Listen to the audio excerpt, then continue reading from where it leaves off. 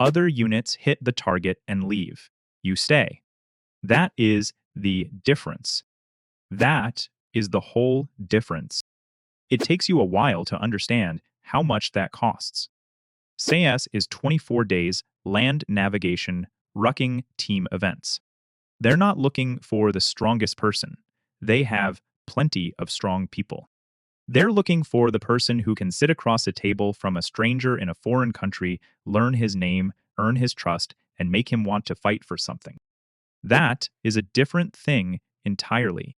The Q course is 62 weeks. Language training alone is 6 months. You choose Pash To. Your instructor is from Kandahar. He teaches you the language and, without meaning to, teaches you how people think inside it. How the words carry different weight, how respect sounds different when it is real. You graduate. You get your Green Beret. You put it on. It fits differently than you expected, not heavier. Just more specific, like it knows exactly what it is asking of you. First deployment Afghanistan, Kunar province. Your ODA is 12 men. You move into a village and you stay. Not a fob, not a firebase. A compound inside the village, mud walls, chickens in the yard, the smell of cooking fires every morning. The village elder's name is Noor Muhammad. He is 60 years old. He has seen the Soviets. He has seen the Taliban. He has seen the Americans come and go. He watches you the way a man watches weather, trying to determine what kind you are and how long you'll last. You drink tea with him every morning for 2 weeks before he says anything real. Week 3, he tells you about his son. Week 4, he tells you what he actually needs, not what he told the last unit, what he actually needs. You learn this is the job, the tea is the job, the patience is the job, the rifle is secondary. You train his fighters, 15 men ages 19 to 45. Some of them are good, some of them are terrified. One of them, Fawad, 22 years old, picks up the tactics faster than anyone you've trained. He listens, he asks smart questions. He has his father's eyes and his mother's stubbornness. Noor Muhammad tells you one morning, laughing. You are here for 9 months. You leave in March. You are 29, third deployment. Different province. Same work. You are very good at this now. The language, the reading of rooms, the knowing when to push and when to wait. The understanding that trust in this part of the world is not given. It is accumulated slowly, over tea, over shared meals, over seasons. You train another force, 40 men this time, 40 names. Their villages, their family situations, which ones have been threatened, which ones are fighting because they believe, and which ones because they need the pay. You leave in November. 6 months later, back at Bragg, you hear the province fell. Not all of it, parts of it. The unit you trained held one area, lost another. You look for specifics. You find some, not enough. You don't know about Fawad. You don't know about any of the 15 men from the first deployment. You filed their names somewhere in your memory, and the files have no updates. You open a beer, you sit on your back porch. Your wife asks what you're thinking about. You say nothing. She has been your wife for 4 years. She knows nothing is something. She sits next to you anyway. Fifth deployment, Mali, this time, different terrain, different language. You switch to French as a secondary. Your Bambara is functional. The work is the same underneath. Sit with people, learn them, train them. Build something that might outlast your presence. You train a unit of Malian soldiers. Your counterpart is a captain named Ibrahima, 34 years old, university educated, speaks 4 languages, wants his country to work, is tired of watching it not work. You spend 6 months with Ibrahima. You run exercises together. You eat together. His wife makes thibaudian on a Sunday, and you eat it sitting on a mat on the floor, and you think, this is the job. This specific moment is exactly the job. You leave in April. 2 years later, you read a report. The unit held in some areas. Ibrahima was promoted. The northern provinces are still contested. The assessment uses words like ongoing and complex. Ongoing and complex. 20 men you trained, 20 families. Ongoing and complex. You file it, you keep moving. You are 38. You manage multiple ODAS now. You review their deployment plans. You debrief them when they return. A young staff sergeant comes back from Kunar. He trained a local force for 8 months. He built real relationships. He learned the language well enough to joke in it. He left people he genuinely cared about in a province that is genuinely dangerous. He sits across from you and asks, did we help them or did we just teach them how to fight a war they can't win? You look at him. You have been asking yourself this question for 11 years across 5 countries, and you do not have a clean answer. You say, both things can be true. You say the relationships were real. You say the training was real. You say what happens after you leave is not entirely in your hands and learning to live with. That is part of the job. He nods. He doesn't look satisfied. You don't blame him. You weren't satisfied with that answer either the first time someone gave it to you. You're still not fully satisfied with it. You've just learned to carry it. You are 44. You've deployed 11 times across 7 countries.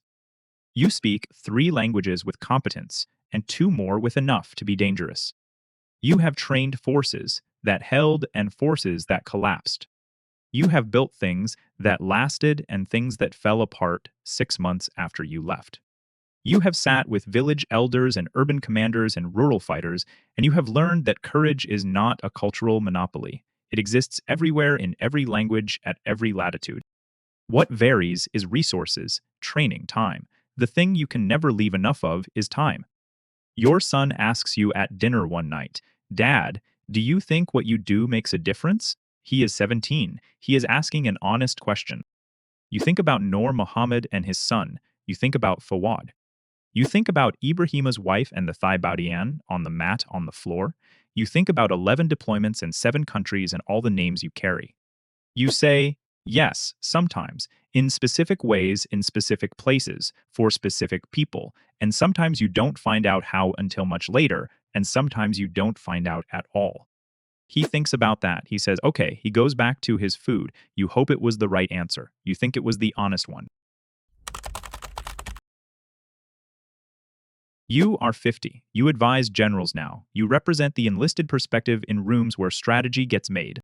You are the person who says, here is what this looks like from the ground. Here is what the people on the ground are actually experiencing. You are good at this. It is important work. It is important work. You miss the ground, not the danger. You don't romanticize the danger. You miss the specific quality of connection that only exists when you are living inside someone else's world.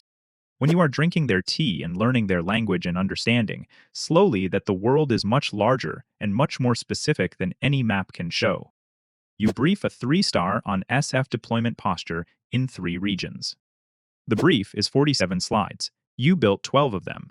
Each slide represents months of work by people in compounds in villages, in provinces most Americans cannot locate on a map. The general asks good questions. The meeting ends. You shake hands. You walk out. You think about a mud-walled compound in Kunar, chickens in the yard, cooking fires in the morning, an elder who watched you like weather for 2 weeks before he said anything real. You think about what that took to earn. You think about what it meant. On a Tuesday morning in your office at Fort Bragg, a Facebook notification. A message from an account you don't recognize. The profile photo is a man in his early 40s, standing in front of what looks like a Canadian winter, snow, a parking lot, a blue coat. The message is in Pashto. Your Pashto is rusty. You read it slowly. He says his name. He says the village. He says you trained there 20 years ago. He says he was 22. He says you called him by a nickname. He writes the nickname. You remember it immediately and completely, the way certain memories don't fade. He says he got out. He says he is in Toronto. He says he has a daughter. He says he has been looking for you for 3 years. He says he wanted to say thank you. He says the work you did mattered. He says he learned things you taught him that kept him alive long enough to get out. He says not everyone made it. He says he thinks about them. He says he wanted you to know that someone made it. You read the message twice. You sit in your office at Fort Bragg with 20 years of deployments behind you and 11 countries and all the names and all the questions you couldn't answer. And the specific question you've been carrying since year 3. Did we help them? Or did we teach them to fight a war they couldn't win? And you don't know what to feel, not because you feel nothing, because you feel too many things simultaneously, and none of them have clean edges. He made it.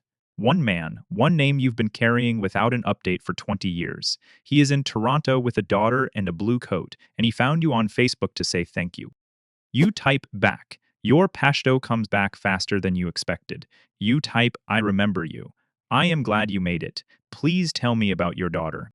You send it, you sit back, you look at the wall.